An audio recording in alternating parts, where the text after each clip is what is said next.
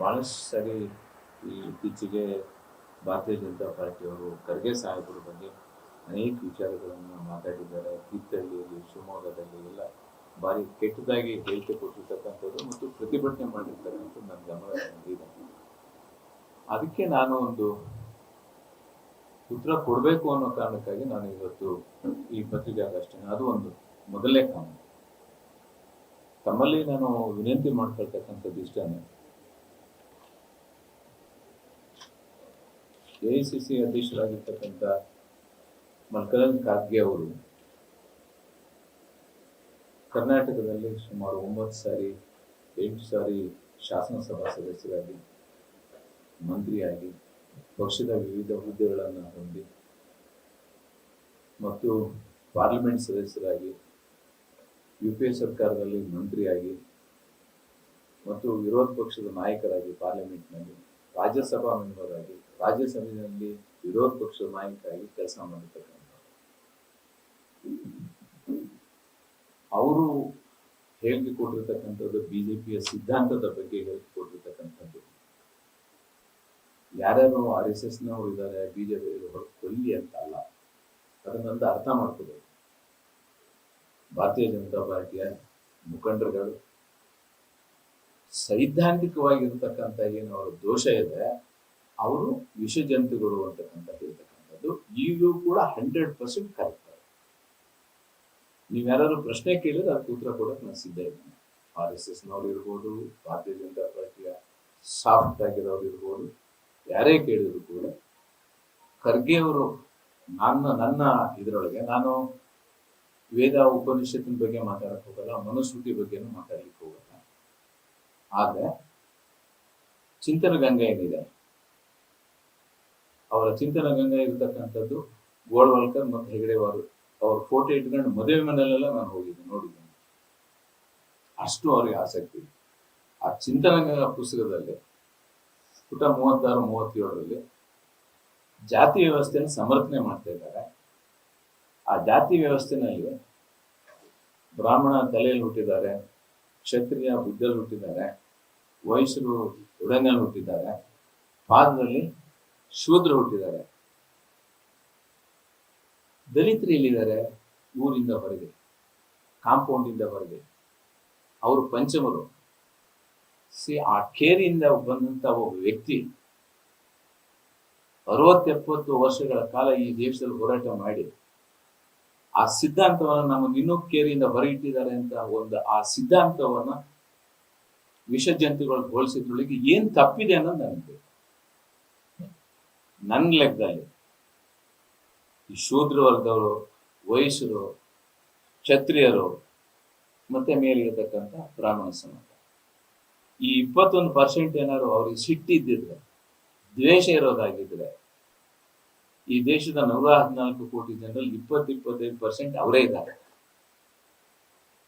ಮೇಲ್ಗಡೆ 4 ಜನರನ್ನ ಕೊಂದೇ ಹಾಕ್ಬಿಡ್ಬೋದಾಗಿತ್ತು. ಆದ್ರೆ ಅವರಿಗಿರೋ ತಾಳ್ಮೆ, ಆ ವರ್ಗಕ್ಕೆ ಇರ್ತಕ್ಕಂಥ ತಾಳ್ಮೆ, ಸಹನೆ ಈ ಪ್ರಪಂಚದಲ್ಲಿ ಬೇರೆ ದೇಶದಲ್ಲಿ ಎಲ್ಲೂ ಇಲ್ಲ. ಇವತ್ತಿನೂ ತಡ್ಕೊಂಡು ಕೂತಿದ್ದಾರೆ ಅವರು. ಇವತ್ತಿಗೂ ಕೂಡ ಖರ್ಗೆ ಅವ್ರು ಹೇಳಿದ್ದಕ್ಕೆ ಇವ್ರಿಗೆ ಸಿಟ್ಟು ಬರುತ್ತೆ. 1000 ವರ್ಷ ತುಳಿಸ್ಕೊಂಡ್ರಲ್ಲ, ಅವ್ರಿಗೇನು ಸಿಟ್ಟು ಬರುತ್ತೆ? ನಿಮ್ಮ ಮುನ್ಸಿಪಾಲಿಟಿನಲ್ಲಿ ಕ್ಲೀನ್ ಮಾಡ್ತಾರೆ, ತೀರ್ಥಹಳ್ಳಿಯಲ್ಲಿ ಕ್ಲೀನ್ ಮಾಡ್ತಾರೆ. ಯಾರು ಈ ದೇಶ ಸ್ವಚ್ಛ ಇಟ್ಟಿರೋದು? ಮೋದಿನ. ಈ ಮೇಲ್ಗಡೆ 4 ಜನ ಏನಿದ್ದಾರೆ, ಇವರೇ ಅಪಾಯಕಾರಿಗಳು, ಇವರೇ ಅವ್ರನ್ನ ತುಳಿದಿಟ್ಟಿರೋದು. ಇದಕ್ಕೆ ನನಗೆ ಉತ್ತರ ಕೊಡ್ಬೇಕು. ಅವರು ವಿಷಜಂತುಗಳು ಅಂತ ಇದ್ರೆ ವಿಚಾರ ಕ್ರಾಂತಿಗೆ ಇದೇನು?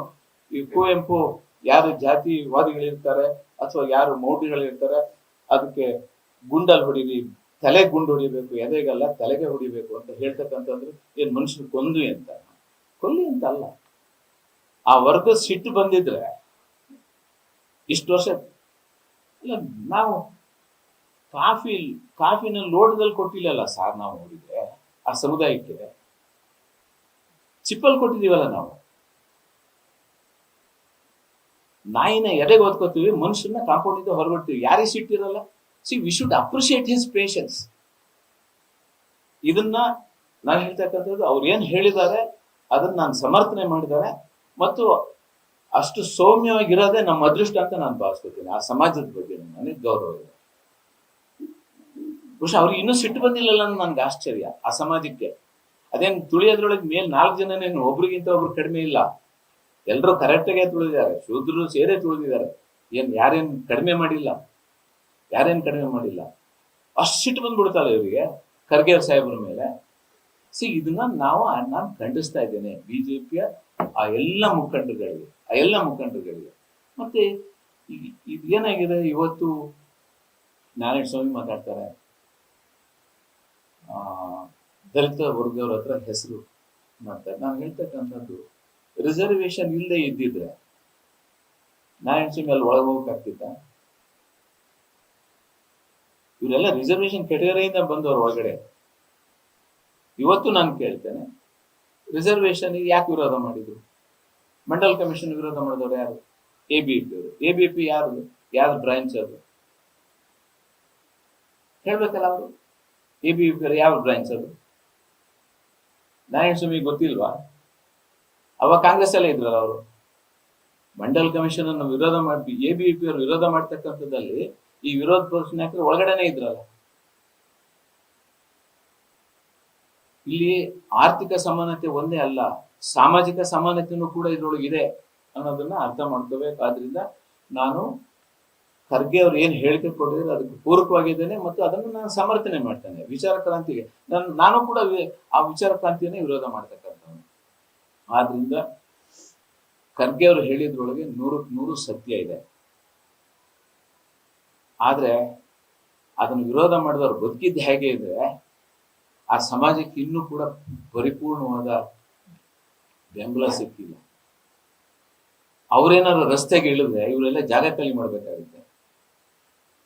ಅವ್ರಿಗೆ ಅರ್ಥನೇ ಆಗಿಲ್ಲ, ಪಾಪ ಅವ್ರಿಗೆ ಅರ್ಥನೇ ಆಗಿಲ್ಲ. ಬಹಳಷ್ಟು ಜನ ಇನ್ನೂ ಕಸ ತೆಗಿತಾನೆ ಇದ್ದಾರೆ. ಇದನ್ನ ಅರ್ಥ ಮಾಡ್ಕೋಬೇಕು. ನಾನು ಮಾಧ್ಯಮದ ಮಿತ್ರರಲ್ಲೂ ಕೂಡ ಇವು ಚರ್ಚೆ ಮಾಡಿ, ನೀವು ಚರ್ಚೆ ಮಾಡಿ. ಯಾವ್ದಕ್ಕೆ ಚರ್ಚೆ ಮಾಡೋಕ್ಕಾಗೋದಿಲ್ಲ?